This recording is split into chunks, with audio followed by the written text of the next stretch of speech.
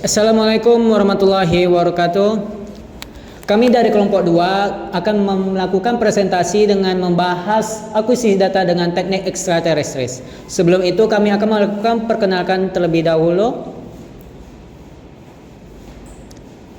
Yang pertama ada Dimas Fauzan sebagai ketua kelompok, yang kedua ada Tohiruddin sebagai anggota kelompok, yang ketiga saya sendiri Irfan Saputra Nasution sebagai anggota kelompok, yang keempat ada Muhammad Rafi sebagai anggota kelompok, yang terakhir Akila Semafadel sebagai anggota kelompok. Baiklah, untuk di awal dengan pengertian akuisisi data dengan teknik ekstraterestris. Teknik ekstraterestris ialah merupakan data yang diperoleh dari pengukuran dan pemetaan oleh posisi titik-titik oleh alat rekam tanpa kontak langsung dengan objek. Salah satunya diantaranya dengan teknik ekstraterestris ini ialah remote sensing atau penginderaan jauh. Remote sensing atau yang lebih dikenal dengan penginderaan jauh merupakan ilmu seni dan teknik untuk merekam suatu objek, gejala dan area dari jarak jauh tanpa kontak langsung dengan direkam melalui sensor buatan. Biasanya teknik ini akan menghasilkan dan diproses dengan interpretasi dengan menghasilkan data citra yang biasanya diaplikasikan di berbagai bidang seperti pertanian, geologi, arkeologi dan lain-lainnya. Selanjutnya, komponen-komponen penginderaan jauh atau remote sensing ini terdiri dari sumber tenaga, wahana, objek, sensor, pengguna data dan pengolahan data. Komponen-komponen tadi saling berinteraksi dan akan menghasilkan data citra. Komponen-komponen ini akan dibahas oleh rekan-rekan saya selanjutnya. Sumber tenaga penginderaan jauh ini akan dibahas oleh Dimas Fauzan. Kepada Dimas, persilakan. Terima kasih kepada saudara Irfan atas kesempatan yang diberikan. Nah, teman-teman, sebelumnya kita mengetahui tujuan dari penginderaan jauh itu adalah mengetahui gambaran permukaan bumi yang direkam dengan menggunakan sensor. Nah, proses perekaman ini melibatkan sumber tenaga yang dipantulkan oleh objek kepada sensor. Bisa dilihat di sini, sumber tenaga penginderaan jauh itu dibagi menjadi dua. Yang pertama adalah aktif, lalu yang kedua adalah pasif. Nah, yang aktif adalah sumber tenaga yang berasal dari buatan manusia. Contohnya yang pertama itu gelombang elektromagnetik dan kedua itu cahaya blitz misalnya. Nah, tenaga ini dipancarkan oleh wahana yang membawanya lalu menuju ke objek dan dipantulkan ke sensor yang dibawa oleh wahana tersebut. Bisa kita lihat gambarannya seperti ini. Nah, lalu kedua ada pasif. Pasif ini diperoleh dari cahaya matahari. Nah, bisa dilihat dari situ cahaya matahari, tenaga cahaya matahari ini ditembakkan ke objek, lalu dari objek ini dipantulkan ke sensor pada satelit. Kualitas citra yang dihasilkan dari sistem pasif itu dipengaruhi oleh tiga, yaitu waktu penyinarannya, lalu kondisi cuacanya, dan terakhir itu objek yang memantulkan tenaga tersebut. Nah, oleh karena itu pasif tidak dapat digunakan pada saat malam hari. Maka dari itu aktif lebih umumnya itu digunakan untuk malam hari. Lalu di sini ada atmosfer. Teman-teman, atmosfer ini berfungsi untuk sebagai transmisi atau media yang meneruskan tenaga untuk menuju ke objek dan memantulkannya kembali ke sensor. Nah, pada atmosfer ini sangat mempengaruhi panjang gelombang dan bersifat selektif karena tidak semua tenaga yang dipancarkan dan dikembalikan itu sepenuhnya berhasil. Contohnya tenaga yang dipancarkan itu bisa saja diabsorb dalam atmosfer atau diserap atau dipecah, disebarkan, lalu pada saat pemantulan kembali itu bisa saja melewati dari satelitnya. Nah, lalu yang berikutnya ada sensor. Sensor sendiri merupakan alat untuk menerima atau merekam tenaga yang datang dari objek dari permukaan bumi. Berdasarkan prosesnya, sensor ini dibagi menjadi dua, sensor fotografik dan sensor elektronik. Sensor fotografik itu menggunakan kimiawi atau kamera yang dimana nanti hasilnya menjadi citra foto. Nah, jika menggunakan wahana UAV atau pesawat itu menjadi citra foto udara. Lalu kalau menggunakan wahana satelit itu nanti namanya jadi citra satelit. Nah, sensor elektronik ini menggunakan tenaga dari sinyal elektrik, di mana proses perekaman ini menggunakan pita magnetik yang nantinya datanya diubah menjadi visual atau digital. Nah, berikutnya ada wahana. Wahana sendiri merupakan kendaraan yang mengangkut atau membawa alat pemantau sensor tadi dalam penginderaan jauh. Nah, ada 3 macam wahana. Yang pertama itu adalah pesawat terbang rendah sampai menengah, lalu terbang tinggi, dan yang terakhir itu satelit. Ketiga ini dibedakan dari tinggi alat tersebut beroperasi. Nah, yang terakhir itu adalah perolehan data. Nah, data ini dibagi menjadi 2. Yang pertama data manual. Data manual ini didapatkan dari interpretasi citra. Nah, bisa dilihat dari sini ada namanya alat stereoskop. Nah, prosesnya itu adalah menggunakan citra fisik, lalu dengan menggunakan alat stereoskop ini dapat menginterpretasi citra dalam bentuk 3 dimensi. Nah, berikutnya ada data digital. Data digital ini diperoleh menggunakan software khusus untuk mengolah datanya. Jenis citra penginderaan jauh itu dibagi dari 2. Yang pertama itu citra foto dan citra non foto. Nah, citra non foto ini dibagi berdasarkan spektrum warnanya. Itu bisa kita lihat ada foto pankromatik, foto ortokromatik, foto ultraviolet, dan foto inframerah. Lalu citra non foto berdasarkan sumber sensornya itu bisa dilihat ada citra tunggal dan citra multispektral. Lalu dibagi berdasarkan gelombang elektromagnetiknya itu ada citra inframerah thermal, citra radar, dan microwave. Terus berdasarkan wahana, citra non foto ini dibagi menjadi citra dirgantara dan citra satelit. Nah, semua ini nantinya akan dijelaskan oleh teman-teman saya berikutnya. Kepada rekan-rekan saya dipersilakan. Baik, di sini saya akan menjelaskan terkait citra foto dan citra non foto. Citra foto merupakan citra yang dihasilkan dengan menggunakan sensor kamera dan menghasilkan data berupa visual atau gambar.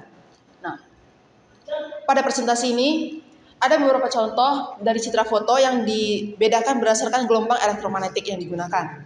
Yang pertama itu ada citra foto pankromatik, yaitu foto yang dihasilkan dengan menggunakan spektrum tampak atau biasanya cahaya tampak yang bisa dilihat oleh mata manusia, sehingga gambar yang dihasilkan itu warnanya akan sama dengan seperti yang kita lihat pada umumnya. Nah, foto pankromatik ini memiliki dua bentuk yang berbeda, yaitu ada yang berwarna dan juga yang hitam putih. Kemudian ada foto ortokromatik, yaitu foto yang dihasilkan dengan memanfaatkan gelombang warna hijau dan biru sebagian besarnya.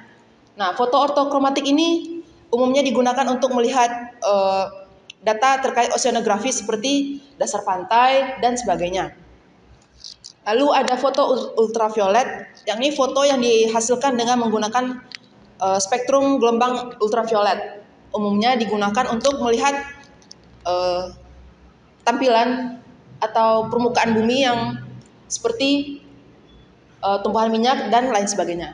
Kemudian ada foto inframerah, yaitu foto yang dihasilkan dengan menggunakan spektrum inframerah dan biasanya digunakan untuk melihat kesehatan vegetasi pada lingkungan. Nah, selanjutnya ada citra non foto, yaitu citra yang dihasilkan dengan menggunakan sensor non kamera dan memanfaatkan sistem penyaman atau scanning. Dan biasanya sensor dari citra non foto ini ditanamkan pada satelit. Nah, ada beberapa contoh di mana citra non foto ini dibedakan menjadi berdasarkan sumber sensornya. Yang pertama ada citra tunggal dan citra multispektral. Citra tunggal merupakan citra yang dihasilkan dengan menggunakan satu sensor atau satu saluran band saja, sehingga foto yang dihasilkan itu berupa warna hitam putih. Kemudian ada citra multispektral, yaitu citra yang dihasilkan dengan menggabungkan beberapa band pada gelombang elektromagnetik, dan foto yang dihasilkan itu biasanya berwarna. Nah, sensor dari citra multispektral ini biasa digunakan pada satelit Landsat ataupun Sentinel.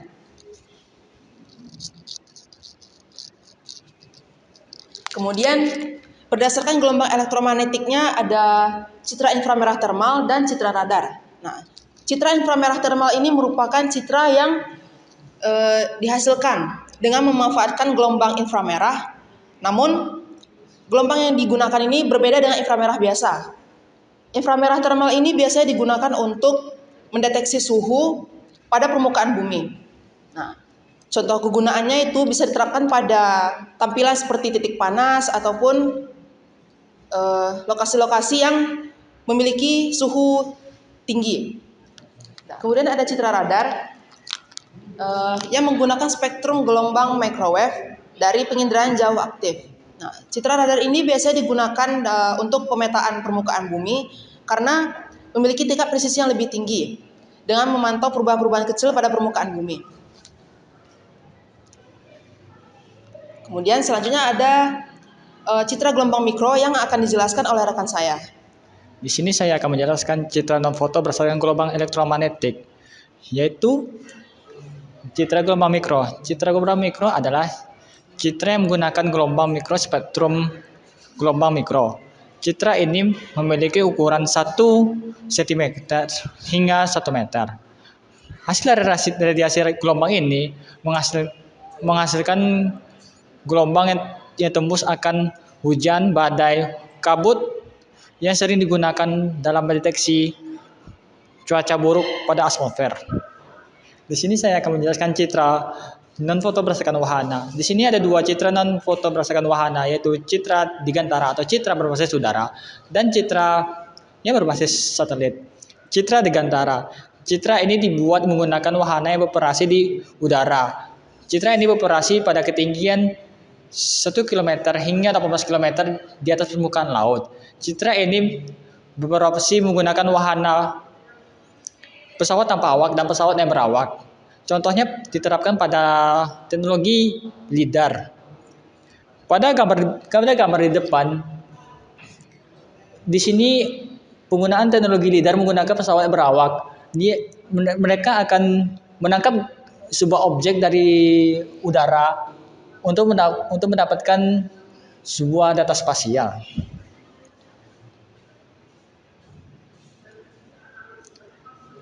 Citra satelit. Citra yang dibuat menggunakan wahana yang berbasis satelit yang beroperasi di ruang angkasa. Citra satelit ini memiliki beberapa fungsi, yaitu seperti citra Landsat yang menangkap penginderaan jauh suatu sumber daya bumi di bagian wilayah tertentu, dan citra satelit NOAA dan meteor yang digunakan untuk menangkap cuaca di suatu wilayah tertentu, dan citra satelit Siasat atau MOS untuk penginderaan lokasi keadaan laut. Di sini saya akan menjelaskan teknologi yang digunakan pada citra non-foto, yaitu LiDAR. LiDAR merupakan sistem penginderaan jauh yang menggunakan laser untuk mengukur jarak antar laser yang dipancarkan ke objek yang akan dituju. Komponen LiDAR yaitu sensor LiDAR, GPS, dan AMU. Prinsip kerja LiDAR pada gambar di depan. Sensor LiDAR akan memancarkan sebuah sinar inframerah ke objek yang dituju. Di sini objek dituju adalah sebuah dataran. Maka dataran tersebut akan memantulkan kembali sinar tersebut ke sensor LiDAR. Di sini terjadi pengukuran jarak dan waktu dituju dari sinar ke objek yang dituju. Dan kegunaan GPS ini dan AMU ini digunakan untuk memperkuat akurasi lokasi atau objek yang dituju, supaya dapat menangkap sebuah lokasi yang sangat presisi. Dan hasil scanning ini menghasilkan sebuah sinar infrared yang akan ditangkap oleh sensor hasil dari pantulan objek tersebut. Di sini akan menghasilkan sebuah objek tipografi yang 3 dimensi yang masih berbasis infrared dan sering digunakan pada pemodelan banjir pada wilayah tertentu.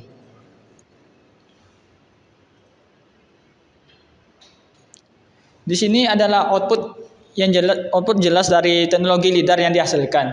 Di sini data yang dihasilkan adalah berupa data tipografi yang terbentuk oleh ruang, ketinggian dan ketinggian pada suatu objek. Misalnya di sini perumahan digambarkan sebagai dataran rendah dan tiang pemancar sebagai dataran yang paling tinggi. Dan data yang dihasilkan dari akuisisi data LiDAR itu merupakan data dalam bentuk point cloud. Pembahasan selanjutnya akan dibahas oleh teman saya, Tauhidudin. Selanjutnya itu adalah radar. Radar merupakan sistem penginderaan jauh sensor aktif. Radar menggunakan gelombang mikro. Nah, radar ini dapat digunakan hampir seluruh kondisi cuaca dikarenakan radar ini kan menggunakan gelombang mikro, yang mana gelombang mikro ini dapat menembus awan.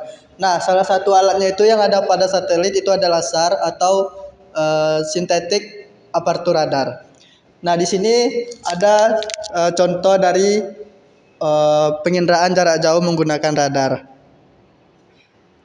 Selanjutnya itu adalah fotogrametrik. Fotogrametrik merupakan suatu teknologi dan pengetahuan dalam mengumpulkan informasi suatu objek fisik dan sekitarnya menggunakan proses pengamatan, perekaman, dan interpretasi citra atau menggunakan gelombang elektromagnetik. Nah, salah satu alatnya digunakan adalah UAV atau drone. Nah, drone ini merupakan mesin terbang tanpa awak yang dikendalikan oleh pilot dari jarak jauh dan dapat mengendalikan dirinya sendiri. Nah, untuk meningkatkan akurasi dalam mendapatkan citra, di sini kita memerlukan tahapan pre-mark dan post-mark. Nah, pertama itu adalah pre-mark. Pre-mark itu kita pertamanya mengambil data titik koordinat terlebih dahulu menggunakan GPS. Nah, dari titik yang telah kita dapatkan itu lalu kita berikan silang di tanahnya agar ketika drone diterbangkan itu kita terlihat jelas mana titik-titik yang harus kita rekam. Nah, setelah kita tanda dengan tanda silang, lalu selanjutnya kita masuk ke tahap post-mark, yaitu menerbangkan drone-nya dan merekam data citranya. Nah, ketika diterbangkan, maka kita akan merekam titik-titik yang telah kita tanda. Di sini salah satu contoh dari menggunakan UAV dan drone adalah gambar seperti ini. Nah, ini adalah beberapa referensi yang kami gunakan.